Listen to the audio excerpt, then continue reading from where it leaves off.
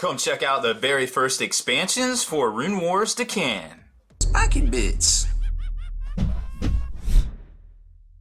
What's up, Hobby Maniacs? Rob Baer with you again today, checking out the very first two expansions for the Daqan. These are the good guys for Runewars. They're not those evil necromancer people, reanimator peoples. Nope, these are the good guys here. Today we've got the Oath Sworn Calvary, which do also come in the starter set right there, but something not in the starter set is the brand new Infantry Command, which consists of some really cool stuff. You've got a champion model in here. Champion, a banner bearer, a courtesan, or, musician for lack of a better term if you're not down with the Roman Legion terminology right there, and of course a wizard. So very similar to their counterparts, the Warcar expansion that just came out. So let's take a look at the Oathsworn Cavalry first, because I know while it's not as exciting as the infantry upgrades, there's still some pretty cool stuff in here that didn't come in a starter set. And if you do have the starter set, well, this is going to definitely bolster your forces here. So of course, the expansions are $25 each. Come with your bag of minis, upgrade, or the unit card, your trays, and of course, got to go through all this trouble to get out the cards right there, which really isn't that big of a deal when you start thinking about it. So you get all that cool stuff in here. Now remember, these are not pre-painted. You do have to spend some time hobbying on these things, but overall, I mean, you can still play with them. They're easy to build right out of the bag. These guys actually are super easy because all you do for a lot of them is just slot the dude in right there. And there's a little cape thingy that goes on the back with their head. So, of course, this might not be the right exact one, but you get the idea. That's generally how it goes. Now, there's a couple of different poses for each guy. Dang it, I don't know which one this is. There's a couple different oh, it's that one. There's a couple different poses for each guy, so you don't have to worry about them not ranking up on your really cool maneuver tray right here. Very similar to Warhammer Fantasy, of course. If you're a veteran of the old world, well, then you know what I'm talking about right there. And these things all snap together depending on how big you want to make your ranks and things like that. But they're really cool. They're really neat. They do require a little bit of hobbying, which I kind of think is a little bit of appeal, to be honest. But the material itself isn't that multi-part plastic that we've come to all know and love from Games Workshop. It is a little bit more rudimentary, but hey, it still takes paint and you still can hobby on it. And it allows FFG to get releases out the door a little quicker, unlike some of the pre-painted games. But you definitely see the comparisons between Star Wars Imperial Assault, because they're always putting stuff out there for sure. Now let's take a look at the maneuver dial, or the command dial, I suppose. Get my X-Wing terminology mixed up right there. So here is the command dial itself. Of course, you've got the card, the backplate, I guess they call it, where it shows you what the unit is, how tough it is, and how many wounds each of those guys have, and then some banes, your inspiration. I guess that's if your jersey numbers right there. Now the thing I wanted to show you was their maneuver and their modifiers here, their commands and their modifiers. So you're gonna notice right off the bat there's some interesting stuff right here. First off, if you want to go later in the round but attack with melee, you've got an Initiative 7 attack right here, which pairs really well, of course, with one extra hit right here. So you go last, you're going to do some extra damage, and there's some upgrade cards that we're going to see that that could maybe help you out right there. Now, if you're going to go faster, you can be more on the defensive, right? So remember, your white is your wild card. It'll pair with any of these colors right here, which actually almost forces you, if you want to do a reform or you want to do a rally, you have to select the white here. The blues go with blues, of course, and that's the only thing right there. But there's other cards in the set and in the command that will let you modify this. Actually, I guess it wouldn't really work for the command because you can't put those guys on these bases. But that being said, then it's got a full complement of really cool stuff here. Now, I think, if I remember correctly, yes. So there is Initiative 4 to March, which you can also double march basically right here. So you can go 4 initiative and perform a double march, which is actually bigger because remember you make your maneuver and then you do your modifier.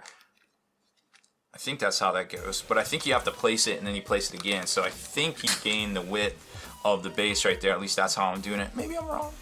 I apologize if I am, but it is what it is right there. It's a new game. There's going to be a few mistakes right there. And then you run the full gamut almost of initiatives here up to a 4 at 7. But then again, if you want to get super crazy and go last, well, towards last, you know you can do this right here and get basically a 6 maneuver off right there if you wait until 7 initiative. So you're not going to do that when enemies are close to you. You could definitely do that to get around a flank or push a corner really fast. So you got some tactical options here. You will also notice that there is only a reform here. So these guys cannot do that quick maneuver, that quick shuffle to go left and right.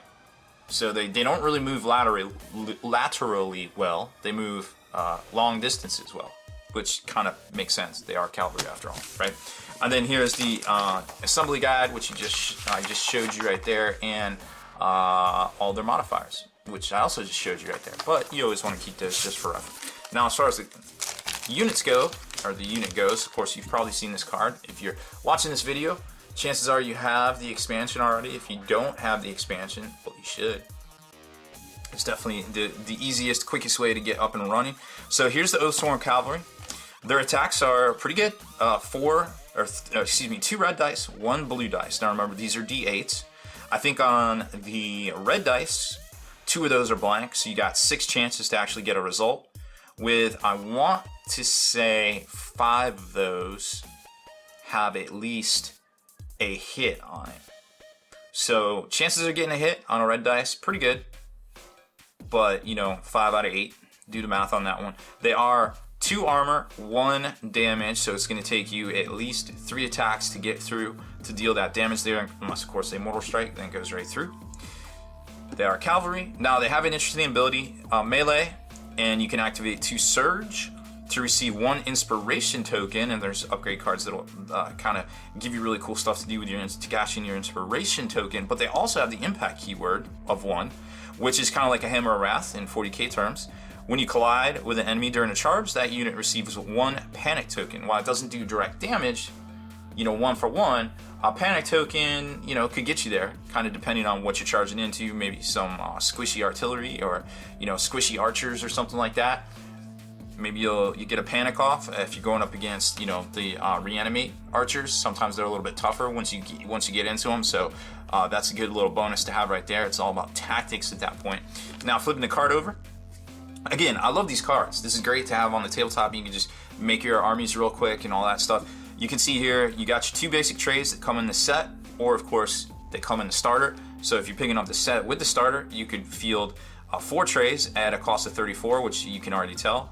That is way less than 40 points right there, and gives you more options. You can get a standard, which I guess you can take a standard in a block of cavalry. I don't know how that works. We'll have to, we'll definitely have to research that one right there. You can also get an artifact. Oh, excuse me.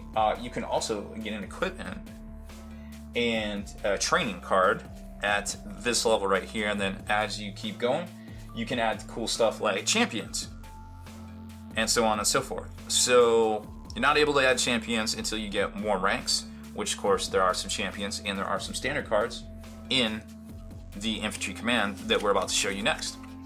So as far as upgrade cards go, let's take a look at those. Now there is 5 that come in here, and these are all 100% usable by any faction. They're not just restricted to, what are they? The Daqan, of course. So here they are, and you can see the points values right there. Flank guards is pretty good, especially for these guys. When you are defending, enemies do not add extra dice for flanking you, because obviously if you're jumping down, going balls deep, super fast down a flank, then you might leave yourself open to get flanked on the, the left or right. So this is pretty cool to have for 5 upgrade points, or for 5 points. Heraldric Surcoats.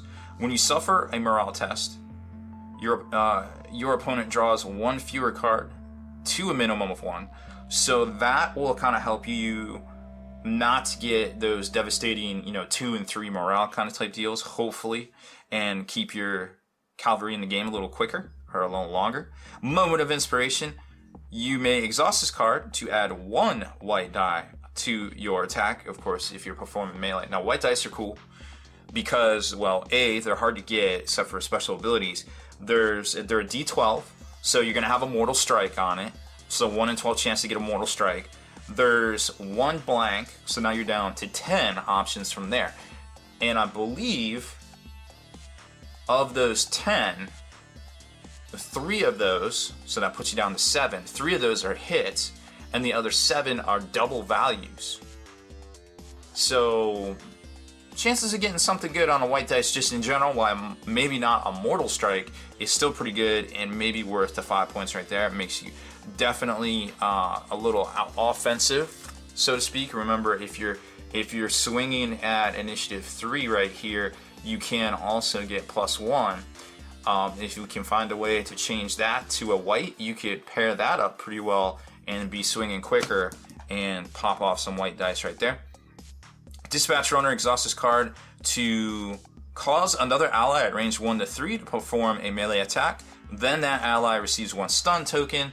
That's for 7 because, yes, think about this for a second. Your skill, which you could pair up with any blue here, which I would recommend pairing it up at initiative 3, right? That's assuming you put it on this unit in general. You could theoretically put it on anybody that has a champion upgrade slot, right? But generally, you know, you're going to have higher ranks of those. But say, for instance, we put it on here, you're going to want to put it at 3 so you can activate skill. So at initiative 3, you could activate maybe a character or another unit that perhaps might be swinging slower, but will still get its melee attack off, because remember, these guys have 2 red dice just in general. Now imagine you activate something with like 3 red dice or something like that as a melee. So it's a good combo, and it's far reaching. It can be used by any faction. And then Shield Wall, again, another great card. I think we've seen that in the starter. When defending, if you have more trades than the attacker, you may exhaust this card to increase your defense by 1 for this attack. So you do have to exhaust it, but having a defense of +1 obviously makes you a bit more tactically sound. And of course, you could get up to a defense 3 here, or excuse me, 4, because they're already defense 2 or armor 2. So then they'd be up to armor 4, so you'd have to do 5 damage to kill one of these bad boys there. That is truly, indeed, a shield wall. Now that's, assuming that you put it on this unit. You don't have to put it on this unit. All right, next up is the Daqan Infantry Command. These are the cool little officers and things here. Of course, you've got your musician, and you've got your standard bearer, and you've got your champion, and you got your wizard. And what does it have for paper? Oh, and they come with their own base if you want to field them and not put them in units. I suppose you don't have to. Here's the figure assembly guide. They are all multi-part of this PVC plastic kind of stuff they're using here. You can see all the different pieces. I'll leave that out so I can try to piece one of these bad boys together. So there's the standard. Wow, that's really cool. There's his body. There's his, what is this? That's not right. That's the dude's beard. Oh, okay. So this looks, in theory, to be... What is this? Oh, some sort of wizard. Okay, so this looks, in theory, to be easy, assuming I picked the right one. Yeah, it looks like it is. Okay, so there's that, and then that's both arms. So it looks like it just slots in right there. If I could do it. These things are always super particular on how they want you to do them. There we go. So just a little bit of glue will get you done, or of course, it is easy to build almost a push fit right there, but that's a pretty massive standard, and it actually stands up by itself. That's cool. Very neat little miniature there. I'm digging that. Lots of room to do some custom tabard or banner kind of symbology, whatever you want to put right there. Very neat. Okay, and then here's the wizard. Here, wizard. Nope, not that way. Maybe this way. And blue wizard has shot the food. blue wizard is poison. There he is. Very cool. Way more detailed than you would expect, but once you push it all together right there, it definitely becomes a very intricately detailed figure. Now granted, it's not going to be as, you know, detailed as like resin or anything like that, but it is what it is. It's still pretty neat for the price point, and all the cool cards and all that neat stuff there. I don't think you can complain too much. So here's our 3 upgrades. There's going to be 3 versions of each one of these characters, right? So you can get 3 of those. Boom, boom, boom. And remember, these are character upgrade cards to units. So you replace one of the dudes out of there and it becomes one of these guys. So we'll go over those here in a second. This is usually what takes the longest. And there's 18 cards in this set, believe it or not. So here's the other 6. So we've got Rank Discipline, Simultaneous Orders, that's great for skills, Fortuna's Dice, Flank Guards, which we already saw that, and Fire Rune and File Leader right there. So the lowest being a 2 cost, the highest being a 7 cost. So Rank Discipline gives you Precise of 1 for 4, and this is a training card. So you're gonna get an extra ranks. You're gonna count as having an extra rank, so you get a reroll. Of course, if you already have an extra rank, then you get 2. You could get 2 rerolls, I suppose. But it's a freebie, so that's cool. Well, not freebie. You have to pay 4 for it. But paying 4 for, remember, if you count as having an extra rank. So if you have, 2 trays, then you have a full rank, right? So you would get to reroll all of your dice. If you only have a half tray, which would be impossible because it always counts as having a full rank. So you're gonna get at least to reroll all of the dice when you're doing a reroll. So that's pretty cool. File Leader, once an enemy collides with you during a charge, perform a melee attack targeting that enemy before that enemy's melee. Hey, that's cool, because normally they get it when they march at you. This melee can only be performed while your command dial is revealed with a melee command selected, which kind of makes sense, and I think we've seen this card before, right? Simultaneous Orders, after you perform a skill modifier, you may resolve the effects of another one of your skill abilities. So that's kind of cool. It's kind of a twofer right there. Skills are always pretty good. Fortuna's Dice, let's see. So that is, I guess it triggers for either melee or range. Exhaust this card to change one of the dice to a face of your choice. Ooh, that would pair well with a white dice, wouldn't it? Mortal Strike, all day, every day right there. And Fire Rune, we've seen this before. For a skill, when performing a melee, rolling 1 red die, each hit, I don't want to say explosion because X-Wing, each hit of this attack causes the defender to suffer damage equal to, what was that, natural energy? Nope. Yeah, natural energy instead of your threat. So obviously if you're showing a couple of natural energies and your threat isn't that high, well hey, taking them lots of damage right there, and that's why it's worth 7, because I don't know, I think you could actually do that in addition to melee, couldn't you? I suppose, because, I mean, right here, you've got the modifier over here, and then you've got melee right there, so it looks like you get a 2 for, possibly a 3 for, so that explains why that's a 7-point upgrade. Flank Guards, when you're defending enemies, do not add an extra die for flanking you. We saw that with the Calvary. Alright, and let's check out the upgrades themselves. So here are the upgraded characters. So here's the Wizard. Here, Wizard. Alright. So these are pretty cool. Uncontrolled Geomancer. Now this one made me scratch my head for a second. So it's skill.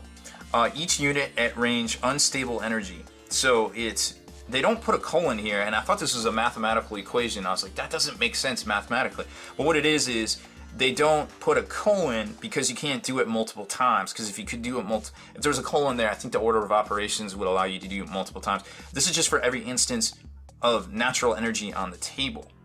So say you have a 2, then it would be suffers damage equal to the trays in this unit at range 2.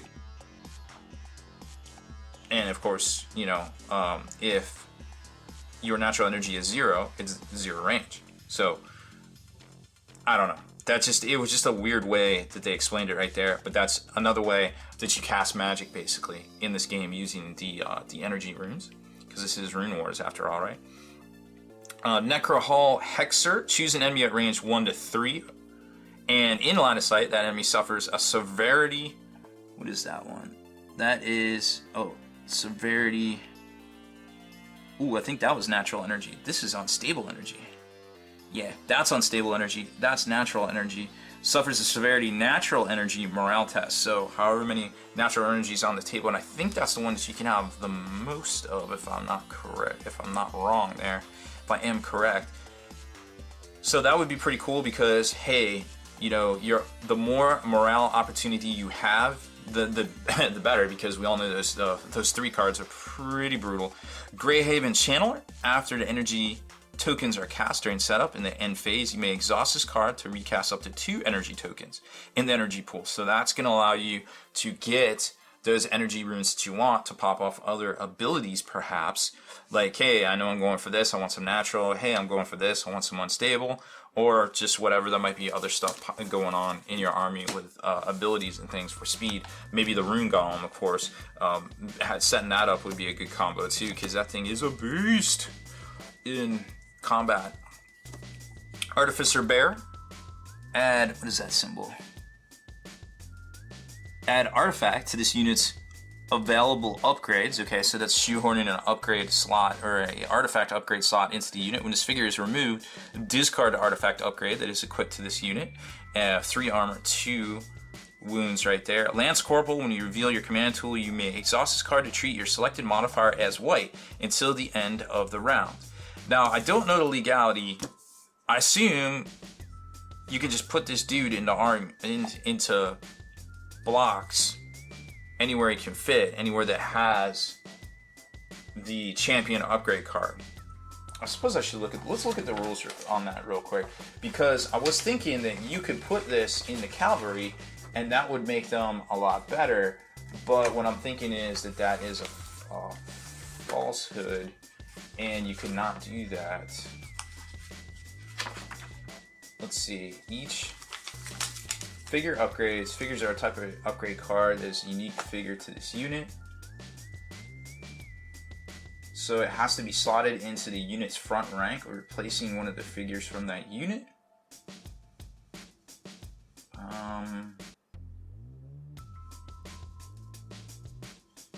I mean, I guess it doesn't say that you can't. There's no figure. I guess it doesn't say you can, but then I think these symbols here mean infantry, and the horse would mean cavalry. So I don't think that you could do it, actually. Even though as much as I want to, I don't think you can. So that would be a neat trick if you could put him into here, because then you could do silly stuff like, hey, I'm gonna attack at 3 speed and make this white, and then that's really good. But I think they saw through our gaming the system and they do not allow us to do that. Oh well, no big deal. But you get the idea. You can put him in an infantry block, and I'm sure there's some combos in there too. I'm just not remembering right off the top of my head. And then Citadel Weapons Master, add a red die for melee. And like I said, red die, D8. 5 of those are showing a hit. I think one of them is a double as well. So, 1 and 8 to get a double attack, 5 8s just to get a hit in general right there. So champion's pretty good for 4, 8, and 6. And then the banners, there's a few of these, all of which I think are pretty good. Eagle banner, melee, spend a number of your inspiration tokens, add that number of mortal strikes. Well, we all love mortal strikes, so the more inspiration tokens you can get, the better. And of course, it's very easy to get an inspiration token. All you have to do is a rally command itself. So you have to kind of stand there and blow your trumpet, but it is what it is. Mortal strike's pretty good. Okay, Steadfast. While you are suffering a morale test, treat fear as having 1 additional morale icon, so it makes it a little tougher to get those fear type morales. Not everyone is fear, but the fear type off on these folks. And a Raven Pennon banner. Exhaust this card to activate an initiative value 1 higher or lower than your selected initiative. Use this ability when the unit would activate if it had the altered initiative. So there you go right there. These one's a little bit tougher than this one here, but this one's the lowest cost. 1 armor and 1 wound, and 3 armor and 1 wound respectively right there. And last but certainly not least, our Corson, our musician. We got a rallying Corson, skill Each other ally at range 1 to 3 may choose to either remove 1 Bane or ready 1 upgrade card. I think that's pretty solid. Aggressive Courson. Oh, I like this one. So you may perform a march, treat it as modified by a burst. You do not receive panic tokens for failing to collide with an enemy during a charge. Okay, so there was a question I had. I didn't realize what modified by meant. So if you have the burst icon, and this was during the review of the Warcar faction, if you have the burst, that means that if you contact, you can perform a melee attack. If you fail to contact, of course, you have to take a panic token. So this is the best of both worlds here, but what might be even better, and not that you could put it in this unit, but you'll notice here that there's things like this is going to allow you to charge, right? So you can perform, maybe there's one that you couldn't do, or like a value, like say I want to go to initiative 3.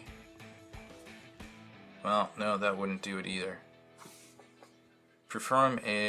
When you perform, treat it as modified. I guess that just leaves your options open.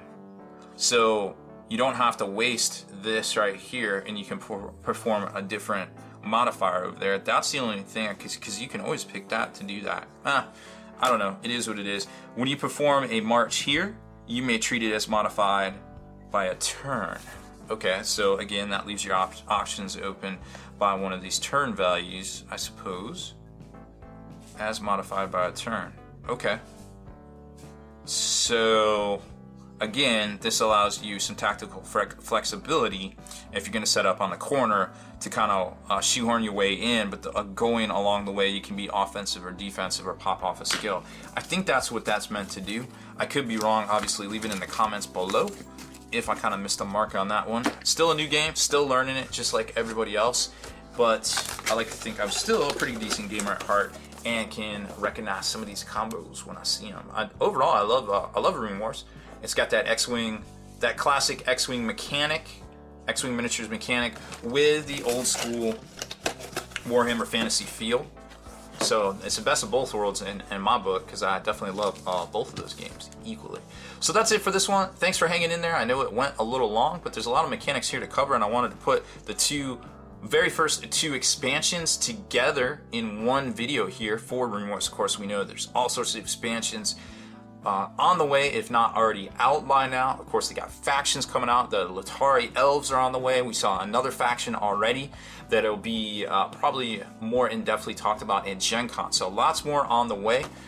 Thanks for checking out our latest Runewars unboxing and review for the new miniatures game from FFG. If you like the features here on this channel, make sure you subscribe to us. Make sure you turn on notifications as well, so you can be the very first to comment and thumbs up our videos here on the channel. And head on over to thelongwar.net. That's the home of the battle reports for exclusive content, early access videos, and more. Become a veteran of the Long War today.